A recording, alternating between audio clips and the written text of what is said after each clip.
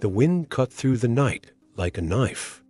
Silence gripped the town, broken only by the creaking of the rope that hung from the gallows, swaying gently under the pale moonlight. The whole town seemed to hold its breath, as if shame might vanish. With the dawn, she was on her knees in the dust, hands bound, head bowed. Her hair was matted with dirt and dried blood. One eye was nearly swollen shut, not that anyone cared to look her way. A woman condemned for disrupting the order, though. No one said what order or whose. They didn't speak her name anymore, just called her the girl or the whore or the witch. They had stripped her of everything, her family, her dignity, even her voice. And yet, she hadn't begged. Not once. Not even when they dragged her through the town square and nailed the sentence in front of the saloon. Sheriff Webb stood off to the side, fiddling with his gloves. He never looked her in the eye either. Just muttered the legal words, the ones that made everything seem clean and justified. The sun wasn't up yet, but the noose waited, already knotted. So did the crowd. They had come to see her die. Behind her, the scaffold loomed, rough timber, uneven nails, built in haste, but sturdy enough to hold her weight. And still she knelt. There, silent, back straight despite the bruises. She was 19, alone, and no one, not even God, had come. Not yet. Her name had been May. It was spoken once, a long time ago, by a mother whose hands always smelled of soap and wind. But that mother had died birthing a brother who didn't live past sundown. Her father, a man who blamed sorrow on everything but himself, drowned what was left of his heart in corn liquor. And when the preacher said he needed coin for the winter, her father found coin in his daughter. May was 15 when he handed her over to a traveling trader with crooked teeth and a Bible he never opened. She was sold for a mule to jugs of whiskey and a sack of flour. She didn't cry, not then, not later. Just stared at the dust her father's boots left behind as he walked away without looking back. The trader didn't keep her long. Neither did the man after that, or the one after him. Her body moved from cabin to cabin like a bad debt, always passed along, never forgiven. Men didn't ask what she wanted. Women didn't speak to her at all. By the time she reached Dry Creek, she no longer introduced herself. What was the use? Her name didn't buy bread. Her name didn't stop fists. She had become a shadow among shadows, serving drinks in the back room of the saloon. She wore dresses that pinched her ribs and shoes too tight for feet that had walked through frost without cover. The bartender called her sweet thing when he wasn't calling her girl. The regulars whistled. Some offered silver, some offered nothing, but bruises. And then came the night. The banker's son went missing. They found his body down by the river, 2 knife wounds to the chest and boots still tied. And just like that, they needed someone to blame. May was the only stranger in town who had no one to speak for her. A girl without roots was easy to burn. They didn't ask what she saw. They didn't ask where she was. They asked only one thing. Do you deny it? She didn't answer. She had learned long ago that denying only fed the flames. The townspeople already had their truth and their gallows halfway built.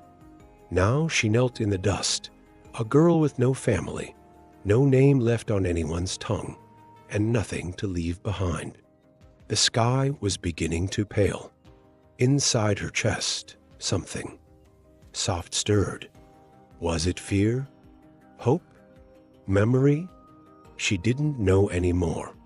But somewhere far off, where the land stretched dry and mean toward the ridgeline, a horse was moving, slow and steady, hooves pressing into hard soil. And the man riding it had not slept in 3 nights. He rode without haste, but with purpose. The kind of ride that didn't stir dust, but made men quiet when they noticed him. His hat was low brim, worn smooth by wind and sun, and the coat he wore was older than most of the horses in Dry Creek.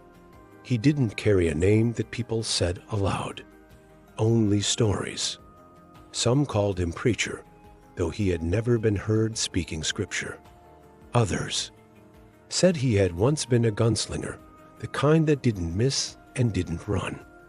There were whispers about a fire down in Perdition Gulch, where a woman died screaming, and the man who loved her never lifted a hand to stop it. Since then, they said, he had spoken less than most men pray. His horse was a black gelding with a white scar across the flank, mark of a bear, some guessed. It moved like its rider, quiet, steady, like it could vanish into the hills without sound. By the time he reached the ridge above town, dawn was beginning to seep into the sky like a bruise. The gallows cast long shadows across the square. He saw the crowd. He saw the rope. And he saw her. She was smaller than he expected, smaller than the sentence they had put on her. But her back was straight, and there was something in the tilt of her chin, a kind of defiance that no hangman could cut down. He didn't ask questions. He had seen enough in the way the crowd looked away when the wind blew her hair from her face. Shame lived in those glances. Real guilt doesn't need a trial. It hangs its head long before a rope is tied. He dismounted, tying the reins loosely to the hitch outside the saloon. He didn't look around, didn't acknowledge the sheriff, the banker, or the preacher standing on the porch pretending not to enjoy the spectacle. He just walked, bootsteps slow, firm, audible in the hush that fell over the square. May heard it before she saw him. A rhythm, unlike the rest, unhurried, heavy, certain. Her eyes lifted, just slightly. The man who approached the gallows wasn't like the ones who sold her, bought her, used her, or judged her. He didn't carry fear or shame, only silence. When he stepped onto the platform, the sheriff reached for his sidearm out of habit. "You don't belong here," the sheriff said. The man didn't speak. Instead, he turned to the crowd and raised one hand, just enough to still the muttering, the foot shuffling, the throat clearing. And then, for the first time in years, his voice cut through the morning like a bullet through paper. "That woman," he said, voice hoarse but steady, "is my bride." It took a moment before anyone breathed. The banker stammered. The preacher blinked. Someone in the back dropped a coffee tin. A dog barked once, then fell silent. The sheriff narrowed his eyes. "You her husband?" The man didn't blink. "I am now. You got papers?" He said nothing, just stepped forward and reached for the rope. May's heart stumbled. The noose grazed her shoulder as he pushed it away. She wanted to speak, to ask who he was, to ask why, but no words came. Her throat felt raw, and her body was too tired to flinch. But something inside her, something brittle and near death, felt warmth. Not safety, not yet, but something like the memory of it. The man turned toward the crowd once more. "You want justice," he said. "Then look in your own homes, in your son's fists, in the mirror." No one answered. He untied her hands, himself, and when she collapsed, he caught her, not like a prize, not like a burden, but like a man holding something that might fall apart if he let go. Then he turned, holding her close, and walked off the gallows with the noose swaying empty behind. Them, the cabin stood a half-day's ride from Dry Creek, tucked between two hills where the wind shifted soft and the sky stretched without interruption. It wasn't much. 3 rooms, a stone hearth, a roof patched with care and desperation. But it smelled of pine, clean water, and something gentler than May had known in years. He didn't speak on the ride there, didn't ask questions, just rode steady with her slumped against his coat, letting her sleep when sleep came and bracing her when her body jolted from dreams. When they arrived, he helped her down like she was something fragile. She wanted to walk, but her legs buckled. He caught her again, arms strong but careful, and carried her inside like a man long used to lifting broken things. He laid her on a cot in the corner room, left water beside her, and lit the fire without a word. Then he went outside to split wood, not because it was needed, but because it gave his hands something to do. May watched him through the small window. His movements were slow, practiced, not rushed like the men she had known. He didn't slam doors. He didn't bark orders. He moved like silence was the only language he trusted. It took 2 days before she spoke. "Why did you say it?" she asked, voice hoarse. "Bride." He didn't look up from where he was sharpening a blade. Just said, "They needed a reason not to kill you." She nodded, then looked away. The days passed in rhythms she didn't understand. He rose before light, fed the animals, chopped kindling, checked traps. She stayed inside mostly, watching, healing, learning the sounds of peace. One morning, she opened the door and stepped onto the porch. He was drinking coffee, staring at the edge of the field. She sat beside him, knees tucked to her chest. After a while, he said, "You still got a name?" She hesitated. "May." He nodded once. "Good name." She smiled, faint and fleeting.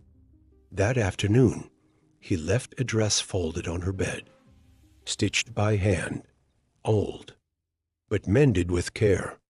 There was a bar of soap beside it, wrapped in cloth. She bathed that evening in the creek, cold water biting her skin like teeth. Her scars stung, some old, some new. She didn't cry, but her breath came in gasps when she rinsed the blood from her scalp. She caught her reflection in the water and didn't recognize the girl staring back. Hollow eyes, cracked lips, bruises like petals blooming across her collarbone. But there was something else too. A flicker.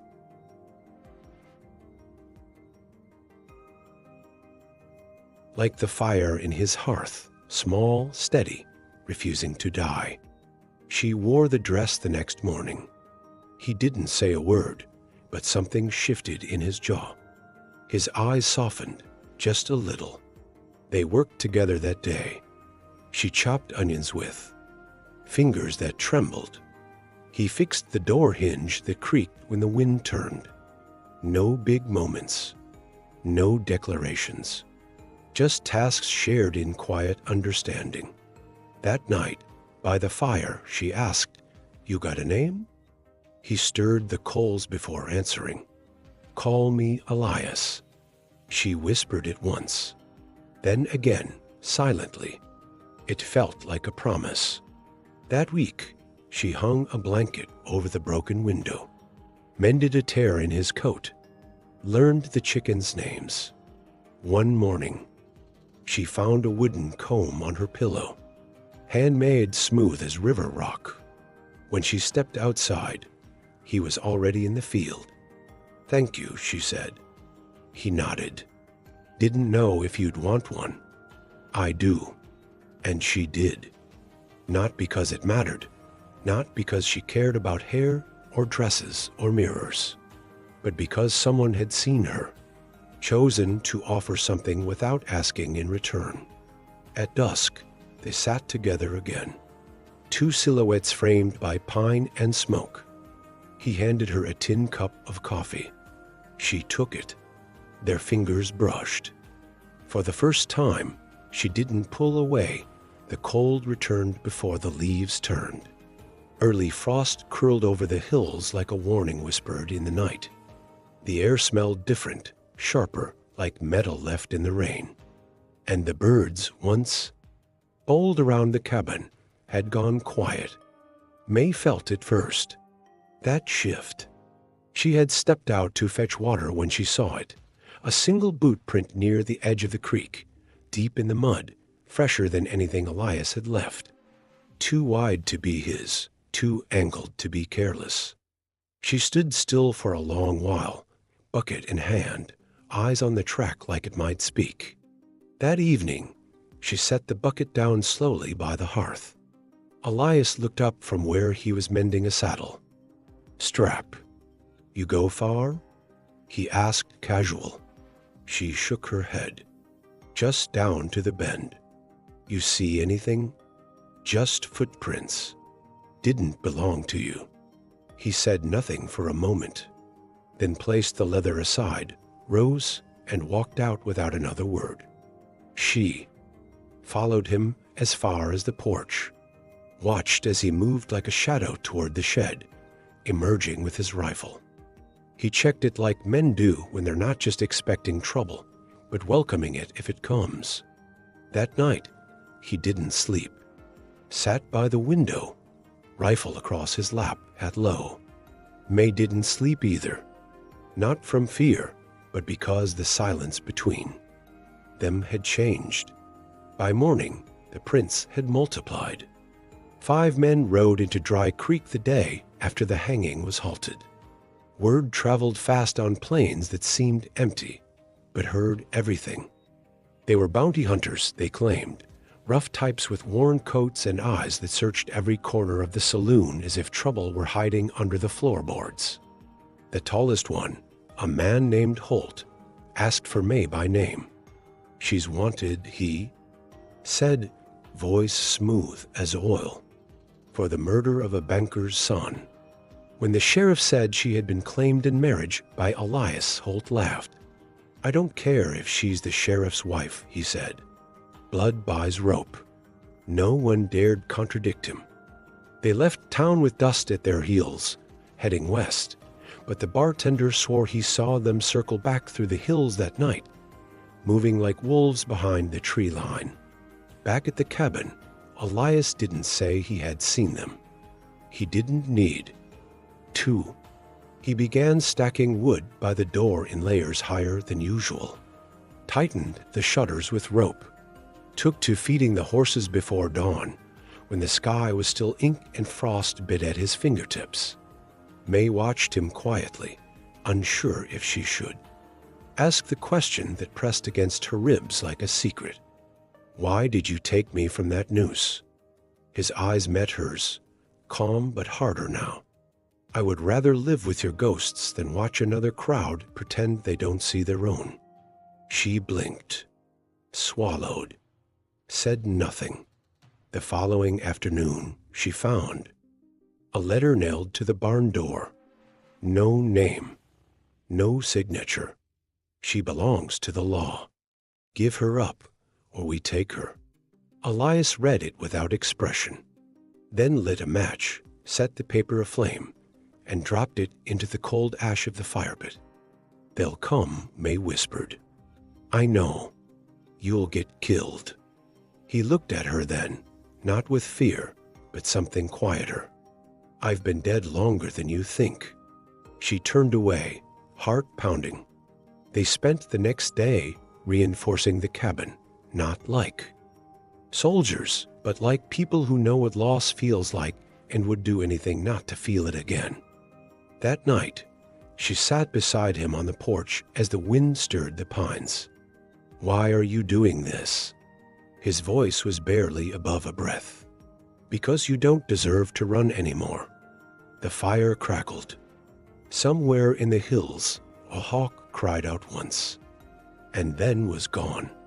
They didn't speak again, but when he stood to go inside, she followed. When he bolted the door, she stood beside him. And when he sat with the rifle across his knees once more, she laid a blanket over his shoulders and stayed by the fire until her eyes closed. The hunters were coming. But for the first time in her life, May wasn't alone. The wind shifted again on the third night.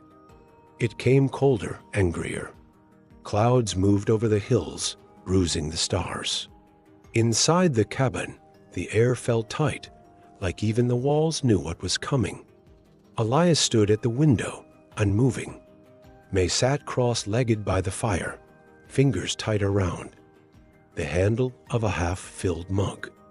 Her eyes, once dull and weary, now held something different. Not brightness exactly, but shape, weight, clarity. She watched him. "I don't want you to die," she said. He didn't turn. "It's not about want. They'll kill you just to make a point. Let them try." Silence spread like fog between them. Outside, a coyote yelped, sharp, quick, then gone. The sound rang too close. May rose slowly, walked to the window, stood beside him. "I don't know if I believe in God," she said, her voice low. "But if I ever had a prayer, it's standing in this room with me." He didn't answer, not in words. But he reached out, placed his hand over hers on the windowsill. His skin was rough, cold. Hers trembled under it. When dawn touched the sky with blue ash, May was already dressed. The old boots she had found under the bed scuffed and heavy. The dress Elias had given her tucked under a coat too large for her shoulders. Her hair was tied back, not for beauty, but so it wouldn't fall in her eyes. He looked at her with something that bordered on pain. "You should hide." "I've hidden enough." She walked outside first. The hunters came at full daylight. 5 of them. Horses steaming, eyes hard with the kind of confidence that grows in men who have never been told no. Holt rode at the front, rifle across his lap, like a sermon. Elias stepped onto the porch as May stood in the yard. "You still got time to hand her over," Holt said, smiling without humor. "She's not yours to take," Elias answered, voice steady. "She's not yours either," Holt snapped. "Law says." "You're not law. You're leeches." Holt dismounted slowly. The others followed. The standoff stretched tight, like wire pulled across bone. Then, without looking at her, Elias spoke. "May, go back inside." She didn't move. "I said go," he repeated. No, his jaw tightened. But there was no anger in it, just a quiet, cracking fear. "Please," he said. But she took one step forward. "If they kill you," she said, "they'll have to kill me first." Holt laughed. "That's real sweet." He raised his rifle. And that's when Elias moved. It wasn't showy, wasn't fast like the stories say. It was methodical, like a man who had lived long enough to know exactly where to aim and what regret sounds like. One shot cracked through the valley. Holt dropped. Then chaos. Gunfire shattered the stillness. May dropped to the ground. Elias moved like shadow, sharp and quiet. 2 men went down before the others realized they weren't fighting a rancher. They were fighting a man who had buried more than just a past. It was over in less than a minute. 3 men dead. 1 ran. The last, a kid not older than 17, dropped his weapon and raised both hands. Elias didn't shoot. He just nodded toward the horse trail. The boy took the hint and fled. Smoke rose around them. The horses pawed nervously. Elias turned back toward May. She was on her knees, dirt, clinging to her palms, eyes wide, not with fear, but something deeper. Recognition. He walked to her slowly, knelt. "You all right?" She nodded. "I told you to stay back," he said, voice gentle. "And I told you," she whispered, "I'm done hiding." For a long moment, they just sat there, side by side in the blood-stained mud. He reached for her hand. She took it, not because he saved her, but because this time she chose him. And he, this silent, wounded man, chose her too. The ground stayed quiet for days after the gunfire. No lawmen came, no preacher with questions, just wind and crows, and the hush that follows a storm too loud to speak of. Elias buried the dead. Himself dug 5 holes on the edge of the trees, marked each with a stone and no name. When May asked why, he simply said, "They won't need names where they're going." She helped him, not because she owed him, but because she couldn't stand the silence of the cabin while he worked alone. Each shovel full of dirt felt like pulling pain out of the earth. When they finished, she washed the blood from his hands with creek water. His knuckles were raw. She didn't ask what it cost him to kill again. That night, it rained.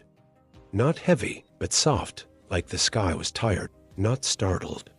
Just still. "You're free now," he said. She nodded. "But where does someone like me go?" "You're not someone like anything. You're May." She blinked fast, eyes catching the firelight. He stood then, walked to the small wooden box near the window, took something out, wrapped in cloth, worn at the edges. A silver ring. It wasn't polished. The stone was missing, but it held a quiet weight. "This was hers," he said. "My wife. She wore it until the fire. I never buried it. Thought it might still be needed." He stepped forward, took May's hand, slipped the ring onto her finger.